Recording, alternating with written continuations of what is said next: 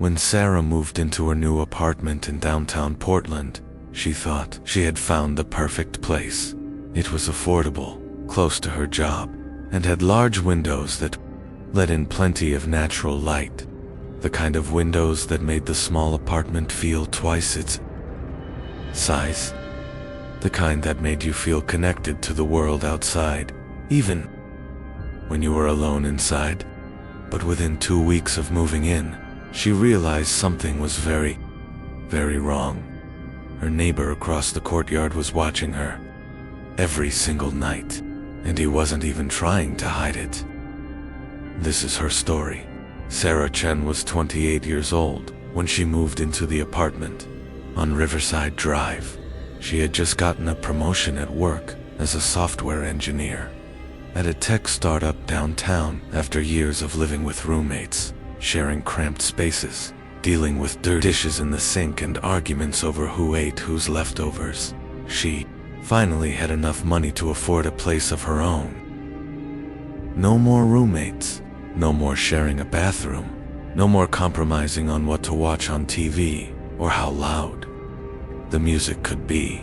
Just her own space, her sanctuary, a place where she could finally breathe. The apartment was on the 3rd floor of a 6-story building built in the 1970s. It had 1 bedroom with a small closet, a kitchen with outdated appliances but enough counter space to cook, and a living room with floor-to-ceiling windows that overlooked a shared courtyard. The courtyard was about 40 feet wide, with a few wooden benches that had seen better days, some struggling plants in concrete planters, a narrow pathway that connected the 2 buildings on either side. The windows were Sarah's favorite part of the apartment. They were huge, spanning almost the entire wall of the living room. They made the space feel bigger, brighter, more open. During the day, sunlight would pour in and fill the entire apartment with warmth. She could see the sky, watch the clouds move slowly across the horizon, see the trees swaying in the wind, feel connected to the outside world even when she was inside. She loved it. It made the apartment feel less like a box and more like a home. The building across the courtyard was almost identical to hers. Same height, same brick facade with small cracks running through the mortar. Same layout, with apartments stacked on top of each other like a honeycomb. Same large windows facing hers. From her living room, Sarah could see directly into several apartments across from her. Most of the time, the curtains were closed. People valued their privacy, but sometimes, especially in the evening when the lights were on, she'd catch glimpses of people moving around inside, cooking dinner at the stove, watching TV on the couch, talking on the phone while pacing back and forth, living their lives. It felt normal. This was urban living. Everyone could see everyone if they really wanted to. That's just how it was in apartment buildings. You learned to ignore it, to give people their privacy, even when technically you could see right into their homes.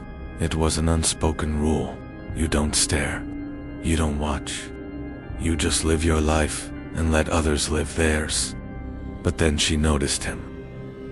It was her 3rd night in the apartment.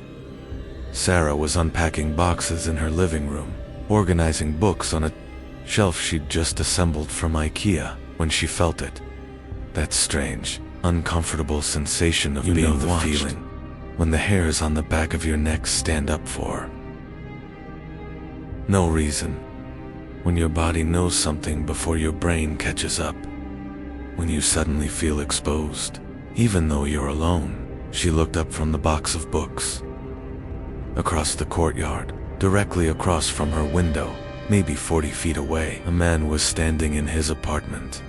He was maybe in his late 40s, with thinning gray hair that looked unwashed, a pale complexion, like he didn't go outside much, a completely blank expression on his face. He wasn't doing anything, not cooking, not watching TV, not on his phone, not reading. He was just standing there, in the dark. His apartment lights were off, but the glow from the courtyard lights illuminated his face just enough for her to see him clearly. Staring directly at her window, Sarah froze. The book in her hand slipped and fell to the floor with a thud. For a moment, they made direct eye contact. His face didn't change. No surprise, no embarrassment. He didn't look away. He didn't wave. He didn't smile. He just stared. Sarah quickly looked away, her heart starting to pound in her chest. She stood up and walked over to the window, her legs feeling shaky. Her hands were trembling slightly as she grabbed the curtain and pulled. It closed. The fabric made a soft swishing sound as it slid across the rod. She stood there for a moment, her hand still gripping the curtain. Breathing heavily, trying to calm down, she told herself it was nothing. Maybe he was just looking out the window. Maybe he was lost in thought, staring into space, and just happened to be facing her direction. Maybe he wasn't even looking at her specifically. Maybe she was being paranoid. After all, she'd just moved to a new city, new apartment, new building, new neighbors. It was natural to feel a little on edge, a little anxious, a little hyper-aware of everything around her. She went back to unpacking and tried to forget about it. But the image of his face stayed in her mind. That blank expression, those unblinking eyes. The next night, it happened again. Sarah was sitting on her couch, watching Netflix on her laptop, eating leftover Thai food straight from the container, when she felt that same sensation. That prickling feeling on the back of her neck. That sense of being observed. She glanced toward the window. The curtains were open just a crack. Maybe 6 inches. Just enough to let in some of the evening light and keep the apartment from feeling too closed off.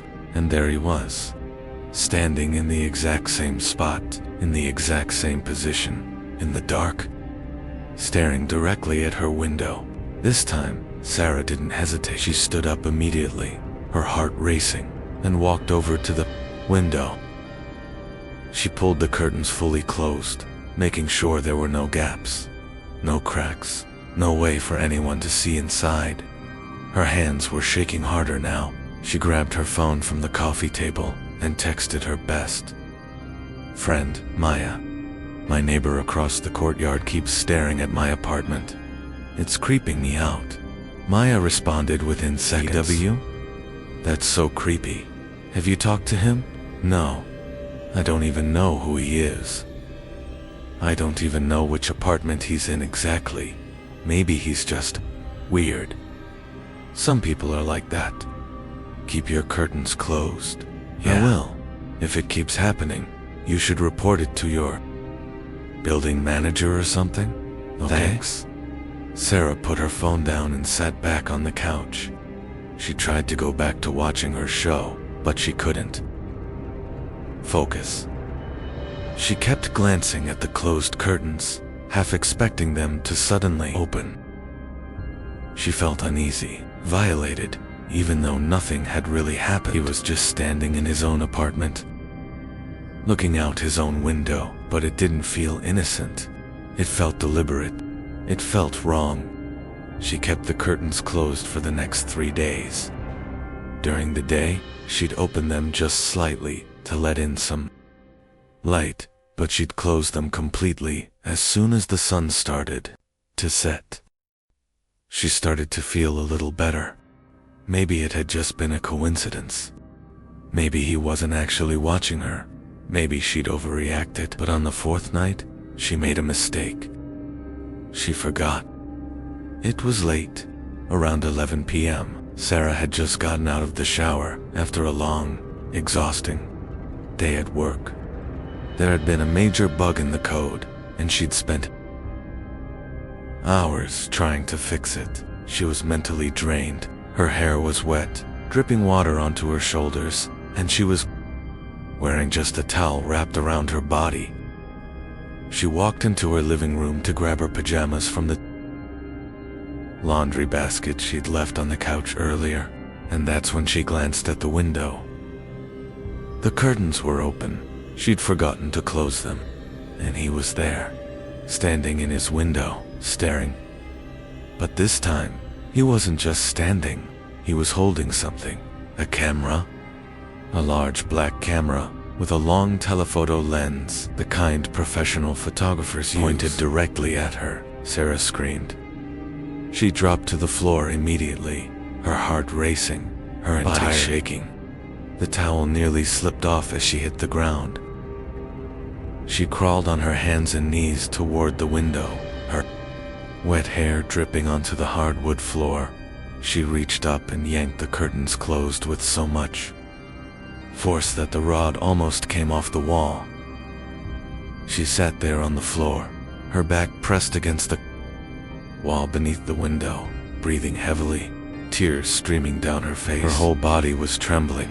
She felt exposed, violated, terrified. She grabbed her phone with shaking hands and called Maya. Maya picked up on the first ring. Sarah? What's wrong? It's late. He has a camera, Sarah said, her voice shaking so badly she could barely get the words out. He was taking pictures of me. I was in a towel. He was taking pictures. What? Who? The neighbor? The one I told you about. He had a camera. A big one. With a long lens. He was pointing it right at me. Oh my God. Sarah, you need to call the police. Right now? I don't know if they'll do anything. He's just standing in his own apartment. Sarah, he's taking pictures of you without your consent. That's not okay. Call the police. Now. I'm serious. Okay? Sarah hung up and stared at her phone for a moment. Her hands were still shaking. She dialed 911. The phone rang twice before someone answered. 911. What's your emergency?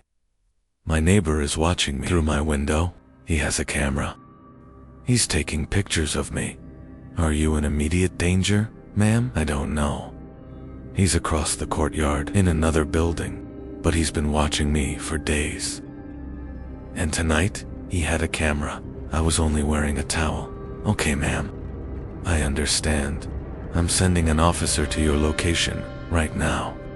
Can you stay on the line with me until they arrive? Yes. Good. What's your address? Sarah gave her address, her apartment number, the building described. The operator kept her on the line, asking questions, keeping her .com. Sarah sat on the floor, her back against the wall, clutching her phone, listening to the operator's calm/steady voice. 20 minutes later, there was a knock on her door. Loud and authoritative, Sarah jumped. She stood up, still wrapped in her towel, and looked through the people. 2 police officers, one male, one female, both in uniform. She opened the door. Are you Sarah Chen? The male officer asked. He was tall, maybe in his 30s, with short brown hair, and a serious expression. Yes. We got a call about a neighbor watching you through your window. Yes, he's in the building across the courtyard. 3rd floor, directly across from me. He was holding a camera, a big one, with a long lens. He was taking pictures of me. The officers exchanged a glance. Can you show us? The female officer asked. She was shorter, with blonde hair pulled back in a tight bun, and kind eyes. Sarah nodded and led them to the living room window. She pulled back the curtain just slightly, just a few inches, and pointed. That window, right there. 3rd floor, the one with the blue curtains. The officers looked. The apartment across the courtyard was dark now. The curtains were closed, no lights on, no movement. There's no one there now, the male officer said. He was there 20 minutes ago, I swear. He had a camera. He was taking pictures of me. I saw him. The female officer nodded sympathetically. We believe you, ma'am, but without seeing him in the act, there's not much we can do right now? Technically, looking out a window isn't a crime. Even taking photos from your own property isn't illegal, unless there's a reasonable expectation of privacy. And with windows facing each other like this, it gets complicated legally. But I was in my own apartment, Sarah said, her voice rising. He was taking pictures of me. I know, the female officer said gently. And I'm not saying what he's doing is okay. I'm just saying legally, it's complicated. If you see him doing it again, call us immediately. We'll come back and try to catch him in the act. In the meantime, I'd strongly recommend keeping your curtains closed, especially at night. So that's it? Sarah asked, her voice breaking. That's all you can do? For now, yes, the male officer. I'm sorry, but please, call us if it happens again. We'll document everything, and if it continues, you may be able to file for a restraining order. The officers left. Sarah locked the door behind them. She slid the chain lock into place. She checked it twice. Then she sank onto the couch and started crying. She felt helpless, violated, angry. The police couldn't help her. The law couldn't protect her. She was on her own. She kept the curtains closed for the next week. All day, all night. Her apartment felt like a cave, dark, suffocating. The sunlight she'd loved so much was gone, but she didn't care. She just wanted to feel safe. She started avoiding the living room entirely. She'd come home from work, go straight to her bedroom, and stay there. She ate dinner in her bedroom, watched TV on her laptop in bed, did everything she could to avoid the windows. But it didn't stop, because he found another way. One morning, about 10 days after the camera incident, Sarah went down to the lobby to check her mailbox. It was a Saturday. She was wearing sweatpants and an old college hoodie. Her hair was in a messy bun. She hadn't slept well. She opened the small metal mailbox with her key. Inside, along with a few bills, some junk mail, and a grocery store flyer, was a plain white envelope. No return address, no stamp, no postmark, just her name written in neat, block letters, Sarah. Her hands started to shake. She looked around the lobby. It was empty. Just her and the sound of the old radiator hissing in the corner. She opened the envelope with trembling fingers. Inside was a photograph. Sitting on her couch, watching TV on her laptop, taken from across the courtyard, through her window.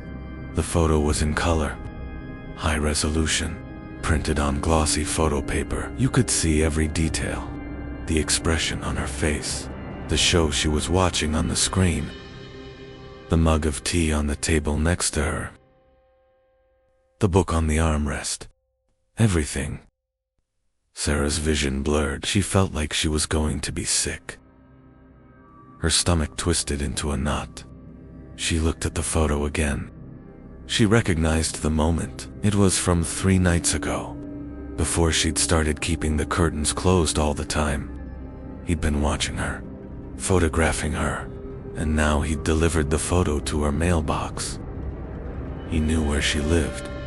He knew her name. He'd been inside her building. Sarah ran.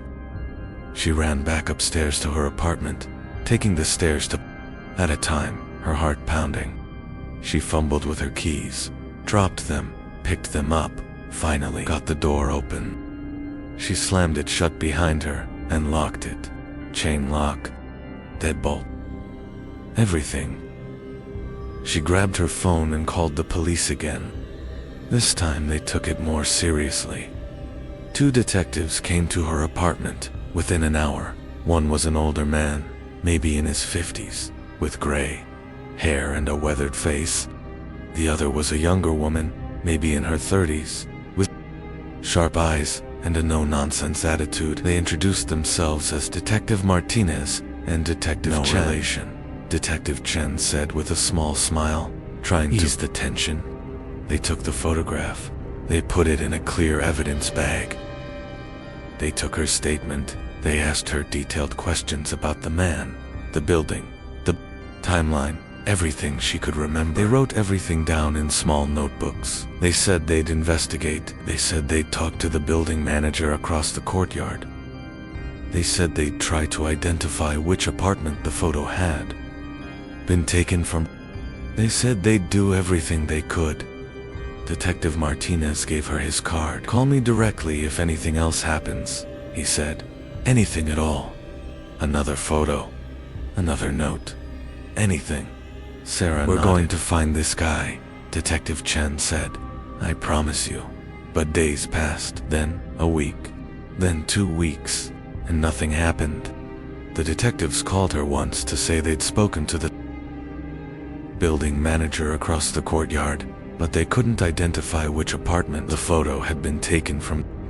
"There are 12 units on the 3rd floor facing your building," Detective Martinez said over the phone. "Without more evidence, we can't get a warrant to search them. All we need to be able to identify the specific unit." "Do you remember anything else about the man? Any distinguishing features?" "Just that he had gray hair and pale skin. I didn't see much else. It was dark." "Okay, we're still working on it. If anything else happens, call me immediately." Sarah hung up, felt the weight of hopelessness settle over her. She was trapped. She started changing her entire routine. She kept all the curtains closed, even during the day. Her apartment was dark all the time now. She bought blackout curtains and installed them herself. She stopped spending time in the living room entirely. She avoided the windows like they were dangerous. She started sleeping on the couch instead of her bedroom because the bedroom window also faced the courtyard, and even with the curtains closed, she didn't feel safe there. But it still didn't feel like enough. Because then the notes started. The second envelope arrived 3 days later. Same white envelope, same block letters, same lack of postage. Hand-delivered to her mailbox. Sarah's hands shook as she opened it. Inside was a note on plain white paper. It said, "You look beautiful when you sleep." Sarah's blood ran cold. She felt the floor tilt beneath her. She hadn't been sleeping in her bedroom. She'd been sleeping on the couch in the living room, away from the windows. But her bedroom window faced the courtyard too, and the curtains in there had been open during the day. When she was at work, he had been watching her bedroom. He knew where she slept. Her hands were shaking so badly she could barely hold the phone. He answered on the 3rd ring. "Detective Martinez, it's Sarah Chen. He left another note in my mailbox." "What does it say?" Sarah read it to him, her voice trembling. "You look beautiful when you sleep." There was a pause on the other end of the line. "I'm coming over right now. Don't touch the note. Put it back in the envelope." 20 minutes later, Detective Martinez was at her door. He took the note, bagged it as evidence. He asked her more questions. Had she seen anyone suspicious in the building? Had anyone followed her? Had she noticed anything unusual? Sarah answered as best she could, but the truth was, she didn't know. She'd been so focused on avoiding the windows, on staying hidden, that she hadn't been paying attention to anything else. "We're going to increase patrols in the area," Detective Martinez said, "and I'm going to personally talk to every tenant on the 3rd floor of that building across from you. Someone knows something."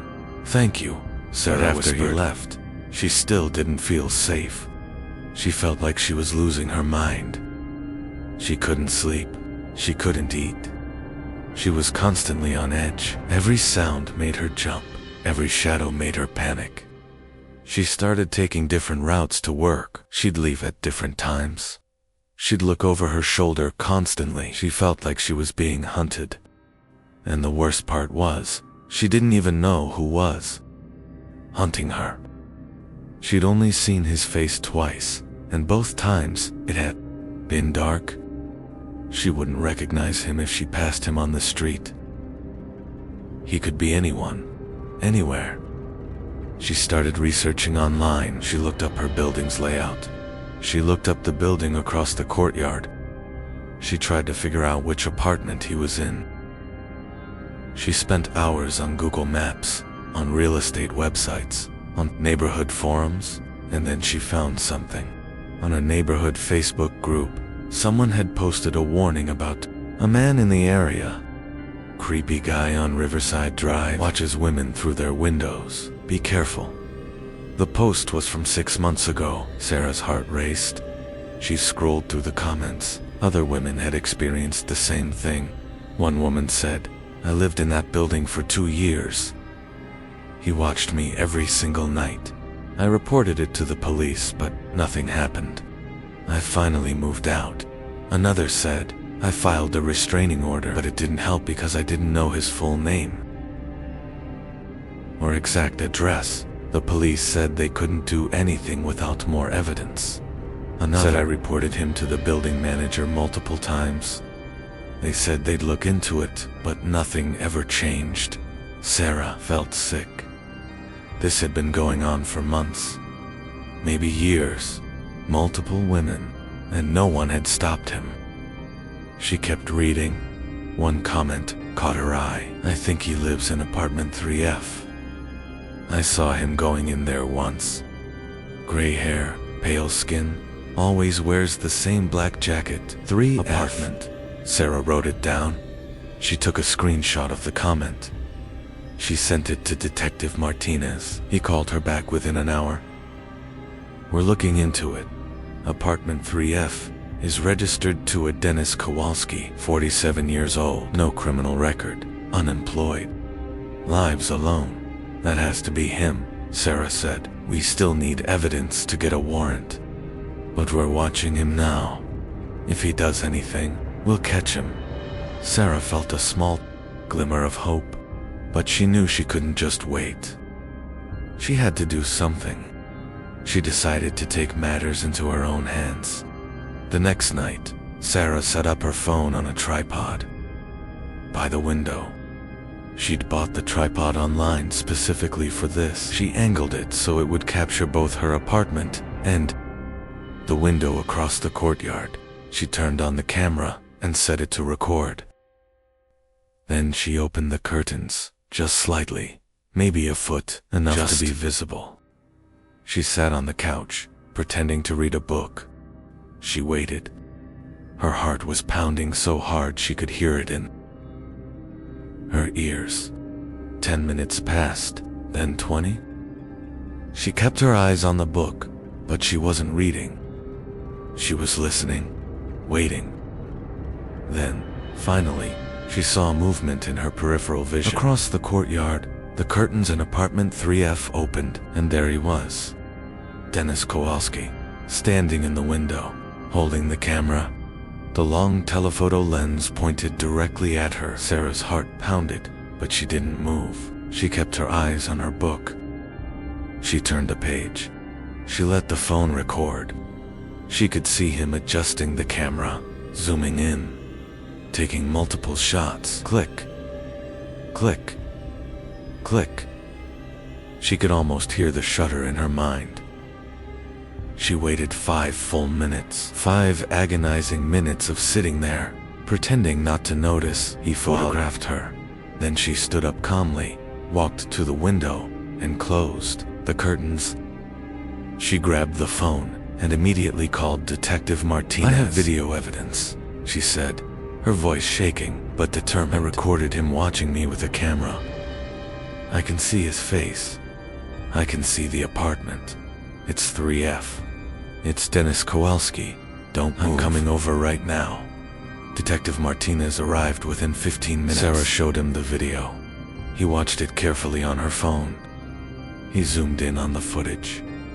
He could clearly see the man, the camera, the apartment window, the number 3F visible on the door inside the apartment. "This is enough," Detective Martinez said. "This is exactly what we needed. I'm getting a warrant tonight." 2 days later, at 6 in The morning the police executed a search warrant on apartment 3F. Sarah watched from her window as they led Dennis Kowalski out of the building in handcuffs. He was wearing the same black jacket. His face was blank, emotionless. Like he didn't care. Like he'd been expecting this. Detective Martinez called her an hour later. "We found everything," he said. "Over 300 photographs of you. Of other women in the building. Of women in neighboring buildings. Some of the photos go back over 2 years." Sarah felt her stomach turn. "We also found notebooks, pages and pages of notes about your schedule. When you leave for work. When you come home. What you wear. What you eat. What time you turn off the lights. Everything. Oh my God. He's been arrested and charged with stalking, harassment, voyeurism, privacy and invasion. He's being held without bail. You're safe now." Sarah started crying, not from fear this time, from relief. "Thank you," she said. "Thank you so much." 6 months later, Sarah testified at Dennis Kowalski's trial. She walked into the courtroom wearing a navy blue suit. Her hands were shaking, but she held her head high. Dennis was sitting at the defense table. He looked exactly the same. Gray hair, pale skin, blank expression. He didn't look at her. Not once. Sarah took the stand and told the court everything. The staring. The camera. The photos. The notes. The fear. The feeling of being violated in her own home. The sleepless nights. The constant anxiety. The way her life had been turned upside down. She spoke clearly and calmly, even though inside she was trembling. The prosecutor showed the photographs, the notes, the video evidence, the notebooks. The jury looked horrified. Dennis showed no emotion. He sat there blank-faced the entire time, like he was watching a movie about someone else's life. The trial lasted 3 days. The jury deliberated for 2 hours. They found him guilty on all counts. Dennis Kowalski was sentenced to 3 years in prison and ordered to stay away from Sarah permanently. A restraining order was issued. If he ever came within 500 feet of her, he'd go back to prison. Sarah felt a weight lift off her shoulders. But even now, 2 years later, she still keeps her curtains closed.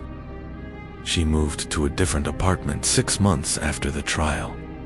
A ground floor unit with no windows facing other buildings. The windows face a brick wall and a small garden. No one can see in. She still checks the locks 3 times before bed. She still looks over her shoulder when she walks home. She still feels a chill when she sees someone standing too. Still staring too long. Because once you've been watched like that, the feeling never really goes away. The fear becomes part of you. It changes how you see the world, how you see windows, how you see strangers, how you see your own home. Sarah goes to therapy now once a week. She's learning to feel safe again, to trust again, to reclaim her life. It's a slow process, but she's getting there. And she wants other women to know that if this is happening to you, you're not alone. You're not overreacting. You're not being paranoid. Trust your instincts. Document everything. Take photos. Take videos. Keep the notes. Call the police every single time. Build a case. Because the system doesn't always protect us the way it should. But if you have evidence, you have power. This is a true story. If you or someone you know is being stalked or harassed, please contact local authorities or the National Stalking Helpline. You deserve to feel safe in your own home. You are not alone. If you made it this far, thank you for listening to Sarah's story. Subscribe for more untold stories, horror, resilience, and the strength to reclaim your life after trauma. And remember, always close your curtains. Always trust your instincts. And never ignore that feeling that something is wrong. Because sometimes, someone really is watching.